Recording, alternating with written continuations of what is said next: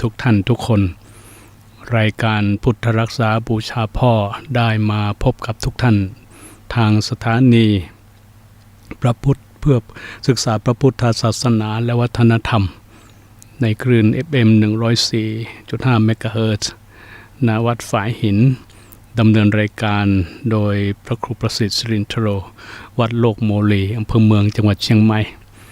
ท่านผู้ฟังทุกท่านในรายการนี้ได้น้อมนำสารธรรมซึ่งเป็นพระสูตรหนึ่งชื่อว่ามงคลสูตรซึ่งเป็นพระสูตรที่ถือว่าสำคัญในหนึ่งของพระสูตรหลายๆพระสูตรที่สมเด็จพระสัมมาสัมพุทธเจ้าได้เคยแสดงเมื่อพุทธกาลเรื่องของพระสูตรนี้มีหลายท่านหลายคนได้สนใจแล้วก็ได้สอบถามในเกี่ยวกับสารธรรมต่างๆในวันนี้นั้นก็จะเป็นมงคลในข้อที่3นั่นคือปูชาจะปูชนียานังแปลว่าการบูชาบุคคลที่ควรบูชาท่านผู้ฟังทุกท่านญาติโยมทุกคนเราท่านทั้งหลายในทุกวันนี้เราได้มีการบูชามากมายหลายอย่างเราได้มีการทำพิธีเรื่องของการบูชาหลายวันบางทีก็บางคนก็เกือบทุกวันก็มีการทำบูชาในมงคลในข้อนี้พูดถึงการพัฒนาสำหรับพวกเราทั้งหลายการพัฒนาในข้อที่3เนี่ยพระพุทธเจ้าได้ตรัสไว้ว่าปูชาจะปูชนียานังเนี่ยแปลว่าบูชาบุคคลที่ควรบูชามีเรื่องที่เราต้องมาทำความเข้าใจมาทำเพื่อให้เกิดความรู้ว่าการบูชาการบูชานี้ในหัวข้อนั้นควรจะต้องทำความเข้าใจในเรื่องอะไรบ้างปัญหาแรกข้อแรกก็คือว่าเรื่องของการบูชาบูชาคืออะไรนะบูชาคืออะไรบูชาอย่างไรบูชากับใครแล้วการบูชาให้ประโยชน์อะไรนี่คือปัญหาข้อแรกหรือสิ่งที่จะต้องรู้ข้อที่1ก่อนในข้อที่2คือบุคคลที่ควรบูชาบุคคลในที่นี้หมายถึงใครบุคคลอย่างไรและบุคคลดังกล่าวเราจะต้องบูชาด้วยอะไรแล้วบูชาในเวลาไหนบูชาด้วยสิ่งของอะไรบูชาแล้วผู้บูชาจะได้รับอานิสงส์ประโยชน์อะไรผู้ที่ถูกบูชานั้นจะเป็นผู้ที่เกิดอะไรขึ้นมานี่คือสิ่งที่เราจะต้องมาทำความเข้าใจเป็นเรื่องที่เราต้องมาศึกษากันบางคนอาจจะคิดว่าเรื่องบูชาเนี่ยมันไม่จำเป็นอะไรไม่จำเป็นต้องมาเรียนรู้ไม่จำเป็นต้องมาศึกษาเพราะมันเป็นเรื่องประจำเนาะมันเป็นเรื่องที่เราทำบ่อยอยู่แล้วมันก็เข้าใจแล้วรู้แล้วว่าเป็นอย่างนั้นเป็นอย่างนี้ไม่รู้จะต้องมาศึกษาอะไรอาจจะคิดอย่างนั้นการที่เราจะต้องมาเพื่อจะได้รู้เพื่อจะได้เข้าใจแม้ว่าเราจะได้มีการบูชากันอยู่ทุกวันบางคนบางที่นะจะมีการบูชาอยู่ทุกวันไม่ว่าจะเป็นในวัดไม่ว่าจะเป็นในบ้านยิ่งที่โรงเรียนที่มีการเปิดเรียนเปิดสอนตั้งแต่จันทร์ถึงศุกร์หรือบางทีก็ทุกวันอ่ะบางที่นะก็มีการทำอยู่แล้วคือเราศึกษาเพื่ออะไรเพื่อให้เกิดความรู้ความเข้าใจการบูชาแล้วการบูชานั้นเราจะต้องบูชาด้วยอะไรการบูชานั้นก็จะต้องมีการบูชาด้วยอามิสบูชาบูชาด้วยสิ่งที่เป็นข้าวของก็ดีที่เป็นสิ่งของก็ดีอามิสบูชาคืออะไรก็คือดอกไม้ธูปเทียนที่เรานำมาเพื่อทำการสักการะบูชาที่เราบูชาอยู่บ่อยครั้งที่เราบูชาอยู่เป็นประจำคือบูชาพระพุทธรูปก็ดีบูชาปูชนียบุคคลปูชนียวัตถุอะไรสักอย่างก็จัดว่าเป็นการบูชาถ้าเราเข้าใจอย่างนั้นก็ถือว่า เป็นการเข้าใจในความหมายของคำนี้เบาเกินไปน้อยเกินไปนะหรือมีความเรียกว่ายังไม่ลึกซึ้งคือยังไม่ละเอียดยังไม่ลึกซึ้งในคำนี้ถ้าเราเข้าใจอย่างนี้คำบูชาก็จะเป็นคำที่เหมือนกับว่าคุณค่าน้อยไปเรื่องของคุณค่าของการบูชาเนี่ยอาจจะยังไม่ลึกอาจจะยังไม่มากความหมายคำว่าบูชาในมงคลละสูตรหรือว่ามงคลชีวิตนี้เมื่อได้ศึกษาจากอัตถกถาโดยตลอดแล้วเราจะได้ความหมายของคำบูชาคำนี้อยู่3ประการด้วยกันท่านผู้ฟังนะเรามาคิดเรามาพิจารณาดูนะ1คือปักขันหะแปลว่าการยกย่อง2สักการะแปลว่าการบูชาด้วยสิ่งของ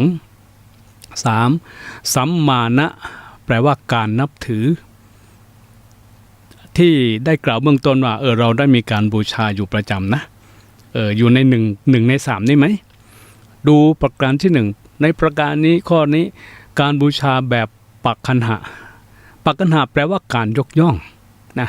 แปลว่าการยกย่องถ้าหากจะกล่าวตามความหมายสมัยนี้ก็ได้แก่การสนับสนุนนั่นเองการสนับสนุนการให้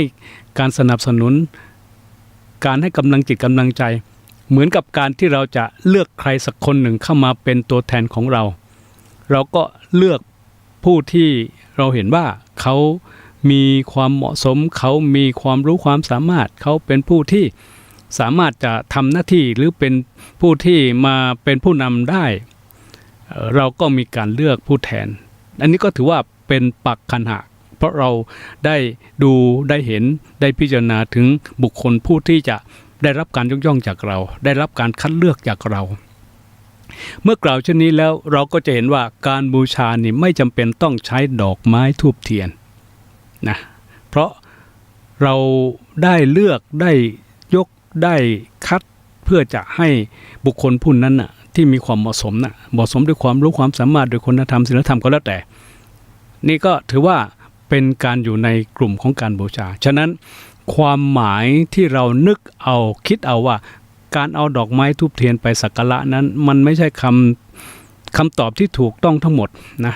เพราะอย่างน้อยคำตอบในเรื่องบูชานี้ก็ให้ความกระจ่างชัดอยู่ในตัวแล้วและความจริงของเราในฐานะที่เป็นชาวบ้านก็ดีเป็นคฤหัสถ์ก็ดีเป็นหนุ่มเป็นสาวก็ดีเป็นไว้ไหนก็ดีเราได้มีการเรียกว่าทำหรือปฏิบัติอยู่แล้วเช่นเวลาที่พวกเราทั้งหลายหรือผู้ที่เป็นหนุ่มๆสาวๆทั้งหลายเวลาบอกสาวเนี่ยโดยเฉพาะคนหนุ่มทั้งหลายเนี่ยคุณก็จะเป็นเหมือนกับว่าไปพูดว่าคุณนี่เป็นยอดบูชาของผมนะคุณนี่เป็นยอดใจของผมนะอันนี้คือหนุ่มที่ไปพูดกับสาวผมจะบูชาคุณไปตลอดชีวิตของผมอย่างนี้เราก็เห็นได้ว่าการบูชานั้นมันไม่จำเป็นที่ต้องใช้ดอกไม้ธูปเทียนแต่ประการใดเลยแต่การบูชาแบบปักขันหะเนี่ยที่ว่ามานะถ้าเรายกย่องคนที่เราชอบเราเคารพเรานับถือก็ถือว่าเป็นการบูชาเหมือนกันนะเป็นการบูชาเหมือนกันแล้วทีนี้การยกย่องคนที่ไม่สมควรคนที่ไม่เหมาะสมแทนที่จะไปให้ประโยชน์กับมาให้โทษกับเราแทนที่จะทำเรียกว่าเป็นคุณเป็นสิ่งที่ดีกับเราแต่ไม่เป็นคุณไม่เป็นสิ่งที่ดีกับเราก็ไม่ต้องไปมีการยกย่องไม่ต้องไปใช้หรือไม่ต้องไปเลือกหรือไม่ต้องไปเชื่อหรือไม่ต้องไปเคารพอะไรมีเรื่องที่อยากจะนำมาเป็นชาดกเพื่อให้เราท่านทั้งหลายได้พินิจพิจารณาว่าปักขันหะหมายถึงการยกย่องนี่เป็นอย่างไรในสมัยโน้นคือสมัยพุทธกาลเรื่องนี้เป็นเรื่องที่ชื่อว่าหนุ่มเสกเสือจะเป็นยังไงพวกเรามาดูนะหนุ่มเสกเสือในอดีตการนะที่สำนักของอาจารย์ทิสาปาโมกเนี่ยถือว่าเป็นสำนักการหรือว่าเป็นสำนักเรียนหรือเป็นเจ้าลัทธิที่มีชื่อเสียงโด่งดังในสมัยพุทธกาลในชมพูทวีปในคราวนั้นที่เมืองตักกศิลาเนี่ยมีเด็กหนุ่มเป็นจำนวนมากได้มาขอเป็นลูกศิษย์เรียนวิชากับอาจารย์ต่างก็มีความสมัครใจ แล้วก็สนใจที่เกิดจากตนและในจำนวนนั้นมีสัญชีวมนพผู้อยู่ในจำนวนนั้นด้วยเนี่ยสัญชีวมนพเนี่ยได้มาขอเรียนวิชาชุบชีวิตให้ฟื้นคืนจากมนต์ประเภทหนึ่งนะโดยปกติแล้วเนี่ยมนต์ประเภทนี้หมายถึงมนต์ที่ชุบชีวิตให้ฟื้นคืนขึ้นมาเนี่ยปกติแล้วเนี่ยจะต้องเรียนทั้งสองอย่างคือเรียนทำให้ตายแล้วก็เรียนทำให้เป็นนะอันนี้คือมนต์ที่เขาเรียกว่าสัญชีวมนพเนี่ยต้องการเรียนแต่สัญชีวมนพอยากจะเรียนเพียงอย่างเดียวคือเรียนเอาตอนที่ตายเท่านั้นเรียนแต่คืออยากจะเรียนเรื่องก่อนที่ว่าถ้าเกิดว่าต้องการชุบชีวิตเนี่ยนะต้องการชุบชีวิตอย่างเดียวคือเรียกว่าเรียนแต่ผูกไม่ได้เรียนแก้พูดง่ายๆคือเรียนผูกแต่ไม่ได้เรียนแก้นะครั้นอยู่มาวันหนึ่งเนี่ยสัญชีวมนพและเพื่อนๆเนี่ยได้เข้าไปในป่าเพื่อหาฟืนซึ่งเป็นหน้าที่ของศิษย์ที่อยู่ในสำนักนี้ที่จะต้องทำเป็นกิจวัตรเมื่อเข้าไปในป่าดงดิบเข้าไปลึกๆก็ได้ไปพบเสือตัวหนึ่งนอนตายอยู่ในป่าสัญชีวมนพเลยอวดตัวเองขึ้นว่าอย่างนี้ข้าเป่าพรุดเดียวฟื้นแน่นะอันนี้คือสัญชีวมนพได้พูดกับเพื่อนที่ไปด้วยลูกพี่ทำได้จริงหรืออันนี้เพื่อนนะเพื่อนคนหนึ่งก็ถามทำไมจะทำไม่ได้เสกเสือตัวเดียวเหมือนกับปลอกกล้วยเข้าปากไม่เห็นมันยากตรงไหนสัญชีวมนพพูดออกไปคุยออกไปทีนี้เพื่อนก็ว่าลูกพี่แน่อย่างนั้นเชียวหรือเพื่อนอีกคนหนึ่งก็พูดขึ้นมาพูดแล้วก็จะว่าคุยอยากจะดูมั่งไหมล่ะสัญชีวมนพได้ถามเพื่อนที่ไปด้วยเพื่อนก็บอกว่าผมอยากดูจังเลยพี่เสียงสนับสนุนกันหลายคนสัญชีวมนพได้รับแรงสนับสนุนจากเพื่อนก็เลยเขาเรียกว่าเกิดความฮึกเหิมใจคิดว่าเรานี่แหละเป็นฮีโร่ที่หนึ่งเลยจึงร่ายมนต์ที่ได้เรียนมาจากอาจารย์ทิศาปโมกข์แล้วก็เป่าลวดเพี้ยงลงไปปรากฏว่าร่างของเสือที่ตายนั้นนะร่างของเสือที่ตายนั้นก็ฟื้นขึ้นมาทันทีพยัคฆ์ร้ายเมื่อคืนชีพขึ้นมาฟื้นขึ้นมาก็เรียกว่าโอ้โหมีความรู้สึกมีพลังมากนะเกิดพลังเป็นอย่างมากมันลืมตาขึ้นมาปุ๊บมันก็สะบัดตัวเลี้ยวไปรอบๆข้างรู้สึกหิวนะรู้สึกหิวโหยโรยแรงมากเพราะตั้งแต่ตายมาเนี่ยอาหารยังไม่ตกถึงท้องถึงกระเพาะมันเห็นมานพ 4-5 คนรวมทั้งสัญชีวมนพด้วยมันก็ไม่รอช้ากระโดดตะปบร่างสัญชีวมนพและเพื่อนอีกเป็นอาหารเสียนะเป็นอาหารเสียหมดเลยก็คือว่าทั้งหมดโดนเสือตัวนี้กินหมดเลยเนื่องจากว่ามันได้ฟื้นจากการที่สัญชีวมนพได้ใช้คาถาเป่าแล้วก็ทำให้มันฟื้นขึ้นมาจากเรื่องนี้ที่ยกมาให้ท่านได้ฟังเนี่ยเราจะเห็นได้ว่าการบูชาบุคคลที่มีควรบูชานั้นน่ะให้ผลอย่างไรแทนที่จะให้คุณกลับเป็นการให้โทษเป็นเรื่องที่เราจะต้องพึงสังวรไว้ให้มากในการที่จะสนับสนุนใครสักคนหนึ่งเพื่อการบูชานั้นจะหมายความว่าสนับสนุนด้วยวิธีใดหรือด้วยอะไรก็ตามทีถ้าเกิดสนับสนุนไปในทางที่ไม่ถูกมันก็ผิดการบูชานั้นอาจมีทั้งทางถูกและทางผิดบูชาไม่ได้หมายความว่าจะนั่งสงบใจจะนั่งภาวนาหรือจะนั่งหลับตาให้เกิดสมาธิเสมอไปแม้ใครสักคนหนึ่งจะชูตัวเองชูกำปั้นขึ้นมาแล้วก็บอกว่าเอาเลยลุงพี่ตะบันมันเลยเอาเลยเป่าเลยอย่างนี้เป็นการบูชาเหมือนกันแต่ผิดที่ไม่ถูกการถูกกาลถูกเทศะนะแล้วก็ทำให้เกิดภัยเป็นทุกข์แก่ตนขึ้นมาอย่างที่เรื่องของหนุ่มเสกเสือตัวนี้นะเพราะว่าหนุ่มเสกเสือตัวนี้อย่างที่บอกแล้วว่าเขาเรียนเพียงอย่างเดียวคือเรียนเพียงแค่เรียนผูกแต่ไม่เรียนแก้ นะเรียนผูกก็คือว่ามาถ้าเกิดว่าจะเสกให้สิ่งที่มันตายฟื้นขึ้นมาแต่ไม่แก้ว่าถ้าเสกให้มันฟื้นขึ้นมาแล้วเนี่ยจะทำอย่างไรไม่ให้มันเป็นพิษเป็นภัยจะทำอย่างไรไม่ให้มันเกิดเป็นโทษทำอย่างไรไม่เป็นอันตรายกับตัวและคนอื่นด้วยไม่เรียนตรงนั้นแต่เรียนเพียงแค่เป่าแล้วก็ให้มันฟื้นก็จบในสุดมันก็เลยทำให้มนต์ที่ตัวเองเรียนมาแทนที่จะเป็นคุณเป็นประโยชน์กลับเป็นโทษเป็นภัยและในสุดตัวก็ตายเนี่ยนั่นคือปักขันหะเขาเรียกว่าการบูชายกย่องบุคคลที่ไม่เหมาะไม่ควรนะเอาทีนี้การบูชาใน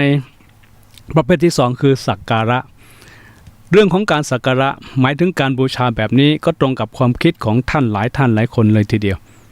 ที่ตีความหมายว่าได้แก่การนำสิ่งของต่างๆอันมีดอกไม้ธูปเทียนหรือมีอามิตรหรือมีสิ่งของอื่นๆเป็นต้นไปสักการะบูชาจะเป็นปูชนียสถานจะเป็นพระพุทธรูปตลอดจนถึงจะเป็นบุคคลก็ตามทีเราก็นำไม่จะนำดอกไม้ธูปเทียนหรือจะเป็นสิ่งของเช่นโคมธงทิวและอื่นๆตามธรรมเนียมหรือตามธรรมเนียมนิยมของใช้ดังกล่าวนี้รวมไปเนี่ยหรือรวมทั้งหมดแล้วเนี่ยเรียกว่าเป็นเครื่องสักการะนะเป็นเครื่องสักการะฉะนั้นคำว่าสักการะจึงแปลว่าเป็นเครื่องประกอบพิธีการประกอบในการทำพิธีถ้าจะเรียกตามภาษาของนักเรียนก็แปลว่าอุปกรณ์ประกอบการสอนหรือของครูที่ทำการสอนก็อุปกรณ์ในการเรียนการสอนอุปกรณ์ในการประกอบที่ใช้ในการเรียนการสอนเมื่อกล่าวอย่างนี้ตอนนี้ก็จะขอทำความเข้าใจเสียก่อนว่าการที่เราเอาดอกไม้ธูปเทียนและเครื่องประดับอื่นๆไปประดับที่แท่นพระนั้นไม่ใช่เราเอาของเหล่านั้นไปให้พระการให้เป็นเรื่องของทานแต่นี่เป็นการบูชาเราจัดของเหล่านั้นบูชาพระและเครื่องบูชาเหล่านี้ก็เป็นเครื่องชักจูงให้จิตให้ใจของผู้ที่ได้พบได้เห็นเกิดประสาทะก็คือเกิดความเลื่อมใสเกิดความเชื่อเกิดการบูชาแล้วก็เกิดการประกอบหรือการทำให้มีการอธิษฐานมีการ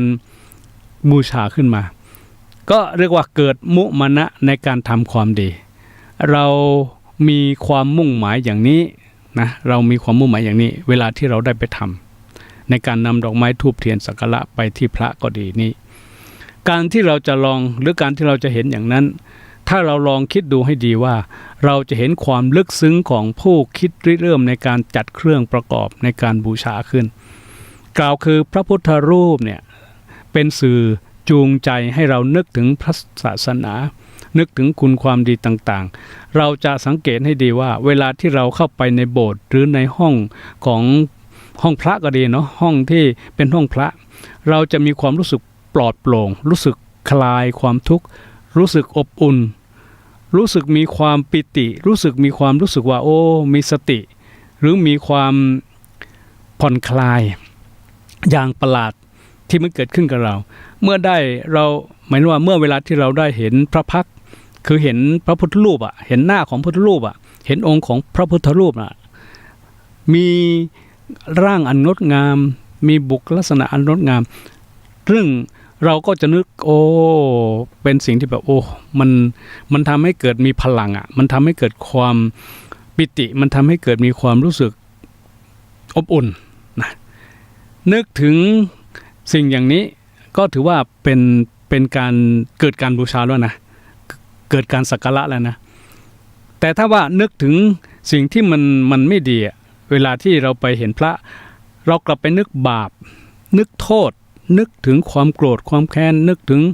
สิ่งที่มันเป็นความพยาบาทการนึกอย่างนั้นไม่เป็นการบูชานะไม่เป็นการบูชาเนื่องด้วยว่าไม่ได้เกิดการที่จะยกย่องไม่ได้เกิดการที่จะทำความเคารพไม่ได้เกิดการที่จะไปน้อมจิตน้อมใจในการที่จะได้ไปก่อหรือไปทำในการที่จะไปสักการะในสิ่งที่เราเห็นแล้วก็นึกว่าเป็นสิ่งที่ไม่เป็นบุญไม่เป็นกุศลนะแต่มันเป็นบาปเป็นกรรมก็จะทำให้เราแสดงการบูชาที่มันไม่ใช่เป็นการบูชาออกไป เมื่อเราได้เห็นพระพุทธรูปหรือเห็นสิ่งที่เราเคารพบูชาเนาะเห็นแล้วเรามีความรู้สึกอบอุ่นเมื่อทำให้เห็นว่าสิ่งที่ปรากฏด้านหน้าเป็นสิ่งที่เราบูชามีความอบอุ่นเพราะมองเห็นแล้วพระพุทธรูปนี่ดูบุคลิกลักษณะแล้วช่างมีความเมตตาช่างมีความปิติช่างมีความคือเห็นพระพุทธรูปที่มีพระพักตร์แล้วก็อยู่ในอาการของความสงบผู้พบเห็นนะเราก็จะรู้สึกว่าเหมือนกับได้รับความเมตตาจากพุทธคุณก็คือจากพระพุทธพระธรรมพระสงฆ์คือคุณของพระพุทธคุณของพระธรรมคุณของพระสงฆ์จากพระพุทธรูปที่เราได้เห็นที่เราได้ไปเข้าถึงสักการะหรือไปกราบไปไหว้ตรงนั้นนี่เป็นสิ่งที่แปลกประหลาดสำหรับคนที่เรียกว่าเคยได้ไหว้พระสวดมนต์เคยไปกราบพระหรือไม่เคยกราบพระแต่พอไปเห็นแล้วรู้สึก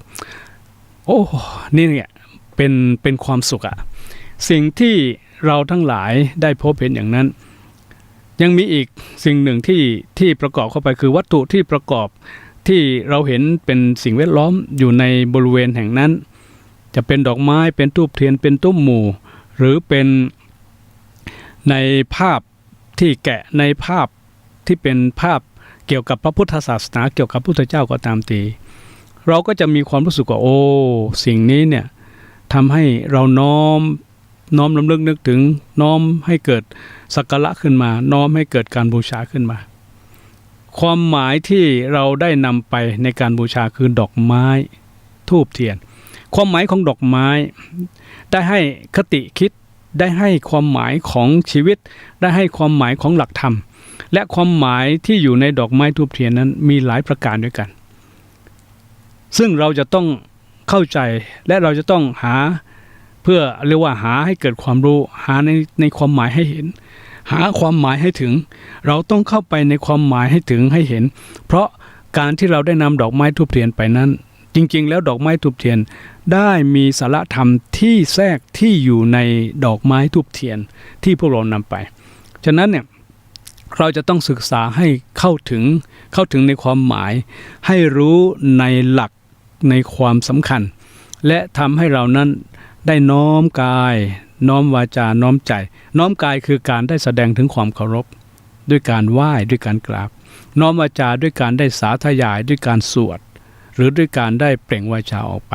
น้อมใจก็คือทำให้เราได้มีคนอ่อนน้อมแล้วก็ได้เจริญสมาธิภาวนาเมตตานี่คือการบูชาที่อยู่ในดอกไม้ธูปเทียนนะดอกไม้ธูปเทียนทำไมดอกไม้ในความหมายเนี่ยก็คือหมายถึงการที่เราเอาไปบูชาพระมีพระอะไรล่ะที่เป็นดอกไม้พระสงฆ์พระภิกษุสงฆ์เพราะดอกไม้เป็นสัญลักษณ์ที่หมายถึงการที่เราจะต้องบูชาทำไมต้องเป็นดอกไม้ก็เพราะว่าดอกไม้เราเก็บมาจากหลายพันหลายชนิดดอกดำดอกแดงดอกเขียวหรือดอกหลายๆดอกแล้วก็เอามามัดเอามารวมกันดูแล้วก็เกิดความรู้สึกว่ามีความสวยงามมีความรู้สึกว่าเห็นแล้วเกิดความรู้สึกดีแล้วก็มีความสบายตาสบายใจเหมือนกับพระสงฆ์ที่มาแต่ละที่มาแต่ละบ้านมาแต่ละครอบครัวนะเมื่อมาบวชแล้วเนี่ยพระสงฆ์ก็ได้มาอยู่รวมกันการอยู่รวมกันตรงนั้นสิ่งที่ทำให้พระสงฆ์เป็นผู้ที่น่าศรัทธาเคารพบูชาก็คือพระสงฆ์ได้มารวมอยู่ในวินัยที่เป็นข้อบัญญัติที่เป็นข้อปฏิบัติในข้อเดียวกันนะฉะนั้นเนี่ยดอกไม้ที่เอามาร้อยก็ดีเอามาเก็บใส่แจกันก็ดีจากต้นแต่ละต้นจากดอกแต่ละชนิดจะทำให้ดูสวยงามจะทำให้ดูแล้วรู้สึกมีความสบายใจเหมือนกับพระสงฆ์ที่มาแต่ละครอบครัวมาแต่ละถิ่นมาแต่ละบ้านมาแต่ละครอบแม่พ่อมาแต่ละวัฒนธรรมมาอยู่ภายใต้กฎหมายอันเดียวกันก็คือภายใต้วินัยบทบัญญัติเดียวกันก็ทำให้เกิดความน่าเคารพศรัทธานี่คือในส่วนของดอกไม้นะที่พวกเรานำไปเพราะว่าเคยมีหลายท่านหลายคนเนี่ยบางครั้งบางทีเวลาที่นำดอกไม้ธูปเทียนไปกราบสักการะพุทธปฏิมาหรือมหาเจดีย์ก็ตามทีบางทีไม่ได้เข้าใจว่าดอกไม้มันคืออะไรมีความสำคัญอย่างไรมีความหมายอย่างไร แต่นำไปตามประเพณีนำไปตามที่ได้ทำนำไปตามที่มีพ่อแม่ให้ทำนำไปตามที่ครูอาจารย์ได้ให้ทำนำไปตามที่เพื่อนให้ทำหรือนำไปแบบเอาไปฉะนั้นเนี่ยถ้าเราบูชาแล้วยังไม่ได้รู้ความหมายในสิ่งที่เรานำไปจะทำให้เราอาจจะไม่ได้รับสาระประโยชน์หรือไม่ได้เข้าถึงประโยชน์ที่ควรจะได้รับไม่ได้เกิดปัญญาที่จะทำให้เรานั้นสามารถนำสาระตรงนั้นน่ะมาเป็นประโยชน์ให้เกิดขึ้นกับตัวเราเองนี่เพียงแค่ดอกไม้นะทีนี้ถ้าเทียนน่ะทำไมต้องมีเทียนเอาดอกไม้อย่างเดียวได้ไหมคือการสักการะเนี่ยการบูชาเนี่ยที่เราต้องทำก็คือเขาจะบอกว่ามีเทียนด้วยเทียน2เล่มเทียน2เล่มเนี่ยเอาไปจุดให้เกิดแสงสว่างให้ได้เกิดแสงสว่างถ้าเป็นกลางวันจำเป็นต้องจุดไหมถ้าเกิดทำพิธีก็ต้องจุดเพราะเราไม่ได้ว่าเทียนจะต้องจุดกลางคืนเท่านั้นอย่างเดียวกลางวันก็ต้องจุดกลางคืนก็ต้องจุดถ้าเป็นการบูชานะถ้าเป็นการนำเทียนไปบูชาเทียน2เล่มเนี่ยมีความหมายสำคัญก็คือว่าเทียนเล่มหนึ่งเป็นการบูชาพระวินัยเทียนอีกเล่มหนึ่งเป็นการบูชาพระธรรมก็คือพระธรรมกับพระวินัยเป็นการบูชาที่พระพุทธเจ้าได้เทศนาได้บัญญัติเรื่องของวินัยขึ้นมาและก็ธรรมะที่พระสัมมาสัมพุทธเจ้าได้เทศนาในช่วงที่ได้แผ่พระศาสนาตลอดเวลา45 พรรษาพระพุทธเจ้าได้ใช้หลักเนี้ยได้สูตรคือพระสูตรที่พระพุทธเจ้าได้เทศนาสอนเทศนาอบรมพวกเราทั้งหลายเนี่ยก็คือมีบทมีสูตรที่เป็นพระธรรมวินัยนี่แหละเป็นหลักสำคัญซึ่งตรงนี้เวลาที่เราไปกราบพระจึงต้องมีเทียนจึงต้องจุดเทียนเพื่อให้ได้สติเพื่อให้เกิดสติว่าย้อนกลับมาสู่ตัวเราว่าเทียนเล่มที่หนึ่งเนี่ยมีวินัยไหมมีศีลไหมศีลก็คือวินัยก็คือศีลแหละจะเป็นศีล5ศีล10หรือศีลเท่าไหร่ก็แล้วแต่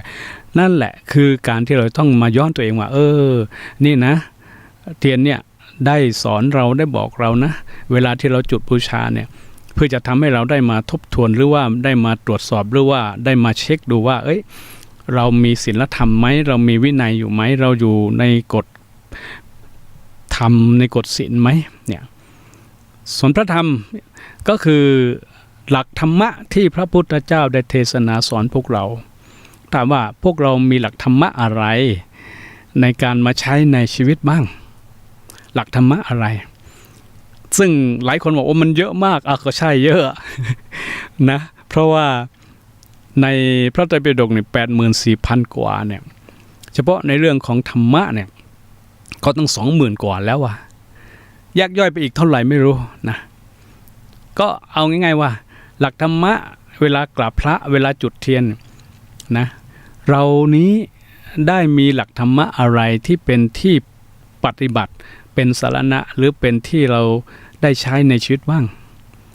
เอาเรื่องใดเรื่องหนึ่งก็ได้อาจจะเป็นเรื่องมีความอดทนคือขันติหรือจะเอาเรื่องของมีความขยันคือวิริยะนะหรือเอาเรื่องของการที่เราจะเป็นคนมีความสวยงามคือมีฮิริความละอายหรือมีอุตตปะความเกรงกลัวเหล่านี้ล้วนแล้วแต่เป็นธรรมะที่ถือว่าเวลาจุดเทียนเวลาที่เห็นเทียนเนี่ยเวลาที่บูชาด้วยเทียนเราควรจะต้องนึกถึงว่าตอนนี้ฉันมีธรรมะฉันได้มีเอาหลักธรรมะมาใช้ในชีวิตจำของเราอะไรบ้างเนี่ยนะอันนี้คือเทียนทีนี้ธูปทำไมต้องจุดไม่จุดได้ไหมจริงๆธูปเนี่ยนะหมายถึงการที่เราจะต้องระลึกนึกถึงคุณของพระพุทธนะคุณของพระพุทธที่มีอยู่3ประการนี้โดยรวมโดยย่อนะโดยละเอียดนี่มีเยอะนะคุณของพระพุทธโดยย่อเนี่ยมี3ประการเหมือนธูป3 ดอกที่เราต้องจุดก่อนจะกรบคือก่อนที่จะมีการประกอบพิธีกรรมในศาสนาจะเป็นการทำบุญจะเป็นการสวดมนต์ไหว้พระหรือจะเป็นการทำศาสนพิธีใดๆก็แล้วแต่นะนี่เป็นเรื่องของการบูชาเป็นการสักการะนะเป็นการสักการะซึ่งในตรงนี้ถามว่าในความหมายที่พวกเราทั้งหลายเวลาจะไปทำการบูชาเนี่ย ถ้าไม่มีดอกไม้ทูบเทียนเนี่ยบูชาได้ไหม ถ้าไม่มีดอกไม้ทูบเทียนบูชาได้ไหมได้นะได้เพราะการบูชานอกจากจะมีอามิสบูชาเรามีปฏิบัติบูชาปฏิบัติบูชาไม่ได้มีสิ่งของไม่ได้มีวัตถุแต่การปฏิบัติคือการที่เราได้ใช้ตัวเราเองนี่แหละใช้ตัวเราเองคืออะไรคือมีกายมีวาจามีใจกายการกราบด้วยมือนี่นะกราบแบบเบญจังคประดิษฐ์เนี่ยเป็นการบูชานะเป็นการสักการะนะเป็นการสักการะเป็นการบูชาและเราปฏิบัติบูชาคือเรามีศีลรักษาศีลเราได้มีความอดทนเรามีธรรมะมาปฏิบัตินั่นก็เป็นการบูชาที่เรียกว่าปฏิบัติบูชานะทีนี้ถ้าเราได้เข้าใจอย่างนั้นแล้วเนี่ยถ้าจะพูดต่อว่านอกจากนั้นแล้วเครื่องหอมต่างๆล่ะเครื่องหอมมีน้ำหอมก็ดีหรือมีฝุ่นอะไรที่ไปประพรมก็ดีนี่บูชาได้ไหมก็ได้นะกำยานอะไรที่เราไปบูชาก็ได้ซึ่งก็ถือว่าเป็นการบูชานี่เป็นการบูชาเพียงระดับธรรมดาคือภายนอกเนาะซึ่งถ้าเราจะให้ดีเราควรจะต้องปฏิบัติบูชาให้อยู่ในจิตในใจให้อยู่ในการที่จะต้องปฏิบัติเพื่อจะทำให้เรารู้กายรู้เวทนารู้จิตรู้ธรรมนั่นคือการบูชาที่จะได้ประโยชน์เป็นการบูชาที่ทำให้เรานั้นเข้าถึงหลักของธรรมะหลักของพระศาสนาและจะเป็นการบูชาเพื่อจะทำให้เราสูงขึ้นไปด้วยการที่จะทำให้รู้ด้วยการละในสิ่งที่เป็นอกุศลนะละในการกระทำที่เป็นบาปทางกายทางวาจาและทางใจละลึกๆลงไปละให้ได้โลภโกรธและหลงนะนั่นคือการบูชาระดับสูงนะด้วยเหตุนี้เวลาที่พวกเราทั้งหลายได้มีการบูชาเวลาที่เราได้เห็นผู้ปฏิบัติบูชาอาจจะเห็นว่าทำไมเขาไม่มีดอกไม้ธูปเทียนเพราะนั่นเป็นการบูชาที่มากกว่าการที่จะมีวัตถุบูชาเรียกว่าเป็นการปฏิบัติบูชานะนี่เรื่องของการบูชาซึ่งก็อาจจะยาวไปหน่อยที่ต้องพูดยาวอย่างนี้ก็เพราะว่าเพื่อให้เราท่านทั้งหลายมีหลายผู้หลายคนเวลาที่จะมีการบูชาอะไรแล้วเนี่ยมักจะต้องบอกว่ามีดอกไม้ไหมมีเทียนไหมมีธูปไหมแม้กระทั่งเวลาไปบิณฑบาตทุกวันเนี่ยที่พระอาจารย์ไปบิณฑบาตอย่างวันนี้ก็เหมือนกันเป็นวันพระขึ้น15 ค่ำนะเดือนยี่เหนือนี่นะเวลาที่เขาใส่บาตรเนี่ยเขาจะต้องมีดอกไม้ธูปเทียนแล้วก็มีสวยใส่ก็เป็นการบูชาโยมบางท่านบางคนก็จะถามเลยท่านวันนี้เนี่ยขอบูชาดอกไม้ธูปเทียนพร้อมทั้งภัตตาหารนะท่านก็อนุโมทนาเจริญพรเพราะเป็นวันธรรมสวนะเป็นวันอุโบสถศีลก็เขาก็จะบอกดีใจนะแต่ถ้าในคราวไหนที่แบบไม่มีดอกไม้ธูปเทียนโยมก็จะบอกอีกละวันนี้ไม่ได้มีดอกไม้ธูปเทียนขอใส่บาตรนะท่านก็ถือว่าเป็นการบูชาเหมือนกันนะบูชาด้วยใจที่ปฏิบัติไงเราบูชาอยู่ที่ใจเราปฏิบัติน้อมรำลึกถึงโอ้พระพุทธพระธรรมพระสงฆ์พระรัตนตรัยนะก็อันนี้ก็ถือว่าเป็นการบูชาที่เป็นสักการะบูชา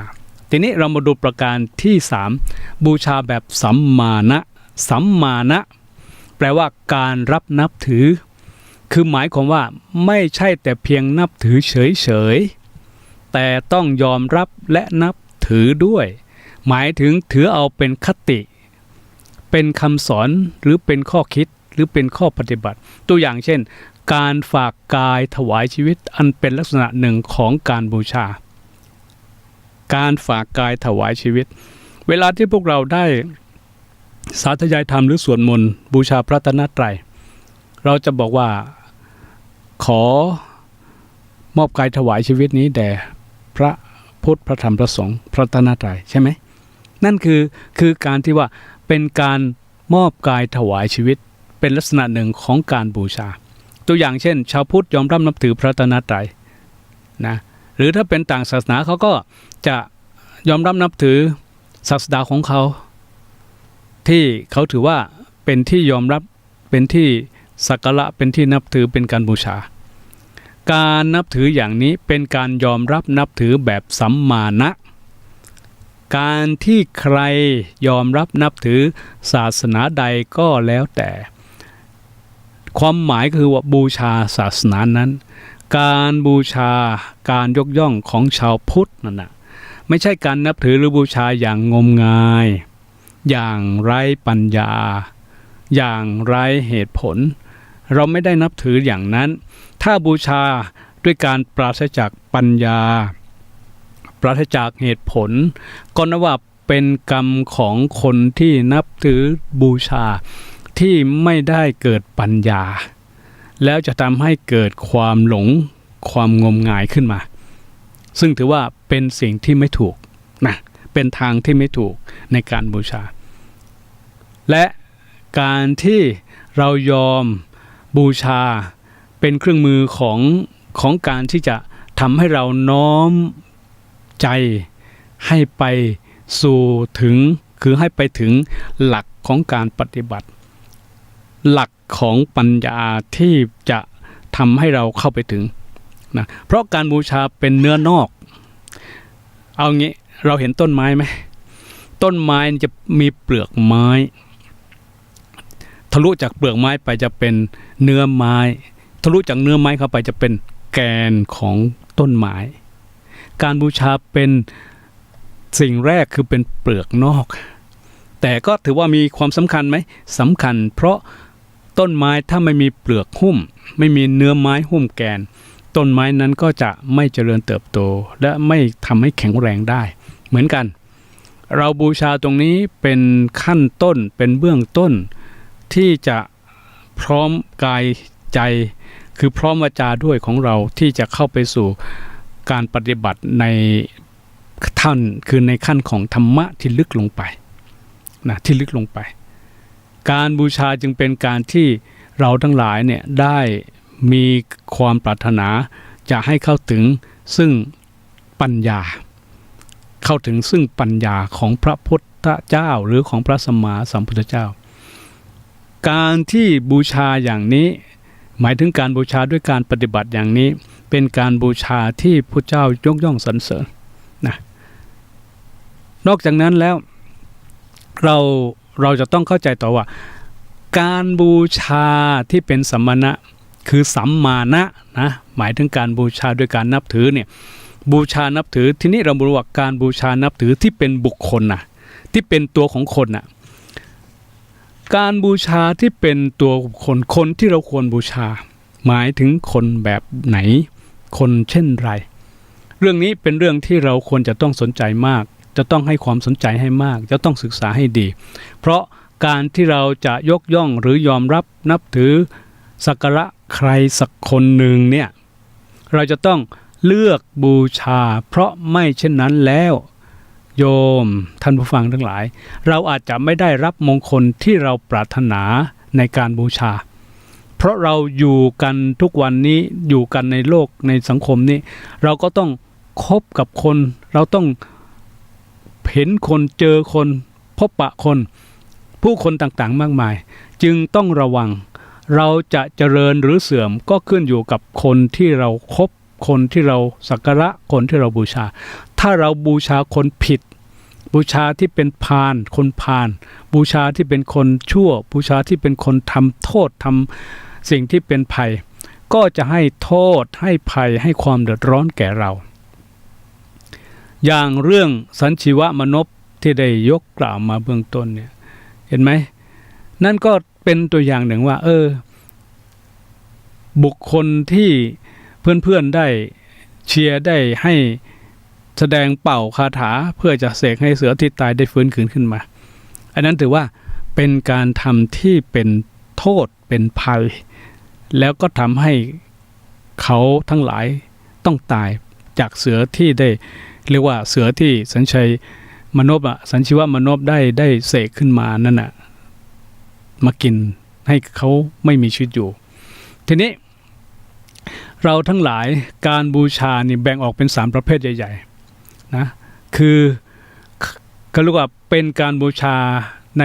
ในหมู่คนทั้งหลายเนี่ยหนึ่งคือการบูชาคนบูชาคนเป็นอย่างไรบูชาคำสอนเป็นอย่างไรบูชาคณะเป็นอย่างไรการบูชาคนหมายถึงบุคคลเราธรรมดานี่แหละไม่ว่าบุคคลพวกนั้นจะเป็นใครก็ตามทียกตัวอย่างเช่นบุคคลที่เราบูชาสูงสุดในชีวิตคือพระพุทธเจ้า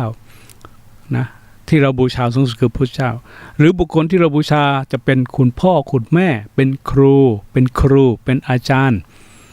เป็นผู้มีศีลธรรมคุณธรรมเป็นผู้หลักผู้ใหญ่หรือเป็นหัวหน้าของเรานะนี่เราก็มีการบูชาเขาทีนี้คำบูชาคำหมายถึงว่าจะเป็นคำสั่งสอนจะเป็นคำกล่าวคำพูดหรือเป็นข้อบัญญัติ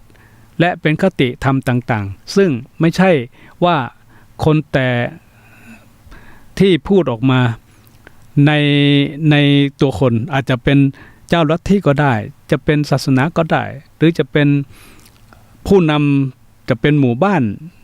จะเป็นระดับสูงระดับภาคระดับประเทศถ้าเป็นคำพูดที่เขาพูดออกมาก็มีการได้มาปฏิบัติตามนั่นก็เป็นการบูชานะคณะหมายถึงอะไรคณะหมายถึง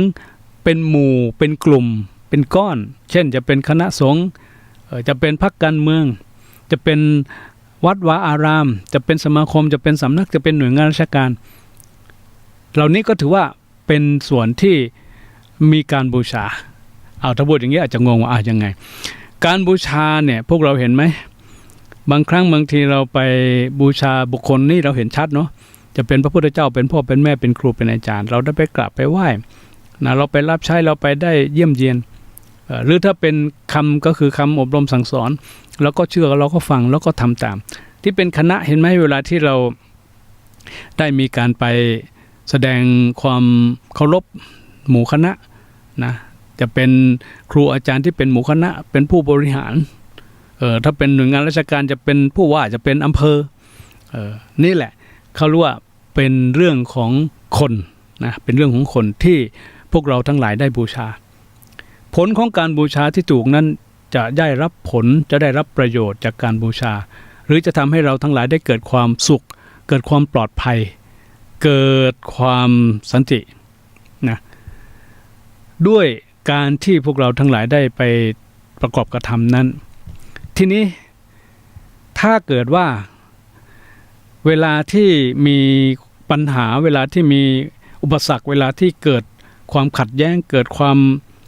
ไม่มีการบูชากันเนี่ยมันทำให้เกิดอันตรายและทำให้มีเขาเรียกว่ามีโทษมีภัยกล่าวคือจะทำให้เกิดความหลงผิดจะทำให้เกิดการทะเลาะวิวาทจะทำให้เกิดการทำให้เกิดความงมงายขึ้นมานะที่กล่าวว่าพวกเราเคยเห็นไหมว่าบางครั้งบางทีเนี่ยเวลาที่เห็นกลุ่มคนโน้นคนนี้ไปรวมกลุ่มทำอะไรที่มันเป็นเรื่องร้ายแรงเป็นเรื่องเสียหายเป็นเรื่องที่ทำให้เกิดความเดือดร้อนเป็นเรื่องที่เป็นการไปทำบาปทำสิ่งไม่เป็นบุญเป็นกุศลเนี่ยเราถือว่ากลุ่มพวกนั้นเป็นพวกไม่ดีเป็นพวกที่เป็นเสนียดจันไรนะคำนี้เขาใช้คำเป็นพวกที่มันไม่ดีนะถ้าเป็นอย่างนี้ถามว่าแล้วยังมีคนไปบูชาอยู่ไหมก็มีเมื่อเป็นอย่างนั้นในทางศาสนาเนี่ยพระพุทธเจ้าถือว่าเป็นการบูชาคนพาลจะทำให้เกิดภัยเกิดโทษและจะทำให้เกิดความทุกข์นะไม่เกิดประโยชน์อันใดด้วยเหตุนี้พระพุทธเจ้าจึงมีวินัยจึงมีหลักธรรมะในการที่จะมาบอกกล่าวหรือสั่งสอนให้คนทั้งหลายต้องศึกษาให้รู้ให้เข้าใจเพื่อจะได้บูชาให้เกิดเป็นคุณให้เกิดเป็นประโยชน์ในการที่เราทั้งหลายจะได้รู้และเข้าใจในการบูชาในแต่ละครั้งในแต่ละวันในแต่ละเวลาเพื่อป้องกันอะไรเพื่อป้องกันการหลงผิดข้อนี้เป็นเรื่องที่เราจะต้องตระหนักนะต้องตระหนักต้องใส่ใจเพราะในสังคมปัจจุบันมักจะมีสิ่งเหล่านี้ปะปนอยู่อย่างมากถ้าเราจะมองกันให้ดีๆแล้วเราจะเห็นได้ว่าการบูชาถ้าเป็นการบูชาที่เป็นพระรัตนตรัยถ้าเป็นการบูชาที่เป็นบุคคลผู้มีศีลธรรมคุณธรรม นี่แหละคือประโยชน์แต่ถ้าเป็นการบูชาในสิ่งที่มันเรียกว่างมงายในเรื่องไหนจะเป็นเรื่องของขลังก็ดีจะเป็นเรื่องของเหรียญของพระที่ไม่ได้มีผู้มีศีลธรรมไม่ได้มีคุณธรรมแล้วก็ไปเชื่อหรือเอาไปใช้แล้วก็ไปบอกว่านี่ขลังนี่จะทำให้ยุยงคงกระพันนี่จะทำให้ไม่ตายนี่จะทำให้เราไปทำอะไรแล้วนี่ไม่เราเกิดพลังไม่มีอะไรมาขวางมากั้นได้แล้วก็ไปทำในทางที่มันเป็นพิษเป็นบาปถ้าไปเชื่ออย่างนั้นเนี่ยอันนี้ถือว่าเป็นการบูชาที่หลงผิดนะบูชาที่หลงผิดไม่ได้ทำให้เกิดความดีที่เป็นบุญเป็นกุศลไม่ได้ทำให้ละจากความชั่วความร้ายเลยพระพุทธเจ้าเนี่ยจึงสอนให้บูชาพระหรือบูชาเหรียญก็เป็นการบูชาที่เราต้องบูชาให้ถึงก็คือหลักธรรมะคำสอนอย่าไปบูชาเพียงแค่วัตถุสิ่งของที่เป็นเหรียญการที่เรามีเหรียญแขวนที่คอห้อยที่ตัวนั่นเป็นการบอกเตือนใจให้ละชั่วนะไม่ได้บอกว่ามีเหรียญแล้วไม่ต้องกลัวไปทำชั่วได้เลยมีเหรียญแล้วไม่ต้องกลัวเราไม่ตายไม่ใช่ไม่ได้ถูกต้องอย่างนั้นนะไม่ได้ถูกต้องไม่ใช่อย่างนั้นฉะนั้นเนี่ยก็อยากจะให้เราทั้งหลายที่บูชาพระห้อยพระหรือมีเหรียญอยู่จงเป็นผู้ที่มีสติว่าเหรียญนั้นน่ะเป็นข้อเตือนจิตเตือนใจเวลาจะพูดคิดทำอะไรมีเหรียญอยู่ในตัวเหมือนกับมีพระอยู่ในตัวเนี่ยต้องระวังนะอย่าไปคิดชั่วอย่าไปพูดชั่วอย่าไปทำชั่วนะแล้วพระที่เราติดตัวนั่นแหละจะเป็นพระที่มีพุทธมนต์จะเป็นพระที่ศักดิ์สิทธิ์จะเป็นพระที่จะคุ้มครองป้องกันให้เราน่ะแคล้วคลาดจากภัยอันตรายนานาประการได้ก็คือเราจะต้องมีสติต้องมีจิตที่ตระหนักแล้วต้องให้ระลึกตลอดเวลาว่าคิดก็ดีพูดก็ตามทำก็ใช่เราทั้งหลายต้องมีสติก่อนคิดเราทั้งหลายต้องมีสติก่อนทำก่อนพูดเพื่อจะทำให้เกิดสุขเพื่อทำให้เกิดความปลอดภัยนี่แหละเขาเรียกว่าเป็นการบูชาเหมือนกันการบูชาที่ลึกก็คือการอบรมจิตใจให้ดีขึ้นนะการอบรมจิตใจให้ดีขึ้นนี่เป็นประเด็นที่สำคัญอย่างมากในตัวของคนทั้งหลายที่จะต้องมีสติธรรมนะขอขยายความได้ว่าเรื่องนี้เกี่ยวกับการบูชาหมายความว่าผู้ที่มีความเคารพในพิธีกรรมมีความเลื่อมใสศรัทธาในคำสอนจะทำให้จิตใจของคนเหล่านั้นมีความเยือกเย็นนะมีความปีติมีความมั่นคงนะแล้วก็มีความเมตตาท่านลองสังเกตดูว่าคนในครอบครัวของเราเนี่ยถ้าคนใดคนหนึ่งเป็นผู้ที่มีความเคารพในคำสอนอย่างเคร่งครัดจะทำให้มีกริยาอาการของเขาจะดูมีความเมตตามีความนุ่มนวลมีความสุภาพอ่อนโยนตรงกันข้ามหากคนที่ไม่เคารพไม่มีจิตใจบูชาเขาคนนั้นจะมีความคือมีอากัปกิริยาที่แข็งกระด้างเก้งก้างแล้วก็ไม่เกิดความสุภาพอ่อนน้อมอะไรซึ่งถือว่าอันนี้อันตรายและที่สำคัญยิ่งกว่านั้นถ้าเกิดว่าไปบูชาในสิ่งที่เป็นอภินิหารข้อนี้เป็นเรื่องที่ยากที่เราจะมีการเข้าถึงซึ่งความเป็นกุศลหรือสิ่งที่เป็นบุญเป็นกุศลเพราะการที่ไปบูชาในสิ่งที่เป็นความอภินิหารเนี่ยมันเป็นสิ่งที่ทำให้เกิดอกุศลในจิตแล้วก็ในการกระทำจะทำให้ก่อให้เกิดสิ่งที่เป็นความทุกข์นะก็เกิดความไม่เป็นไปทางของความคือไม่เกิดสันติภาพไม่เกิดสันติสุขขึ้นมาในตัวเราและจะทำให้จิตใจนั้นไปตกอยู่ในอำนาจของอภินิหารในอำนาจของความไม่หลุดพ้นในอำนาจของโลภโกรธหลงนี่ก็เป็นอันตรายถ้าจะกล่าวโดยสรุปคือว่าบูชาเนี่ยการบูชาหมายถึงการบูชาที่เป็นปักขะก็ดีหมายถึงการยกย่องการบูชาที่เป็นการสักการะคือการบูชาด้วยสิ่งของก็ดีและการบูชาด้วยสัมมานะก็ดีความยอมรับนับถือเนี่ยนี่เป็นความหมายของการบูชาในมงคลละสูตรในข้อที่3และบุคคลที่ควรบูชานั้นในมงคลลัทธิปณีหรือว่ามงคลละสูตรเนี่ยท่านจำแนกไว้หลายประเภทด้วยกันคือเช่นพระพุทธเจ้าก็เป็นบุคคลที่ควรบูชาพระธรรมก็เป็นคำสั่งสอนที่ต้องบูชาพระสงฆ์ ก็ถือว่าเป็นบุคคลผู้ที่ปฏิบัติดีปฏิบัติชอบแล้วมาบอกมากล่าวให้เราทั้งหลายได้ปฏิบัติตามปัจเจกพุทธเจ้าครูอาจารย์คุณพ่อคุณแม่บุคคลผู้มีศีลธรรมคุณธรรมผู้ที่ปฏิบัติดีและปฏิบัติชอบเนี่ยการบูชาก็จำแนกในหัวข้อใหญ่อย่างที่กล่าวไปว่ามีการบูชาด้วยอามิตรคือสิ่งของการบูชาด้วยปฏิบัติก็คือการบูชาด้วยการปฏิบัติทางกายทางใจอามิตรบูชาเนี่ยเป็นการใช้สิ่งของจะเป็นดอกไม้ธูปเทียนจะเป็นของกินของใช้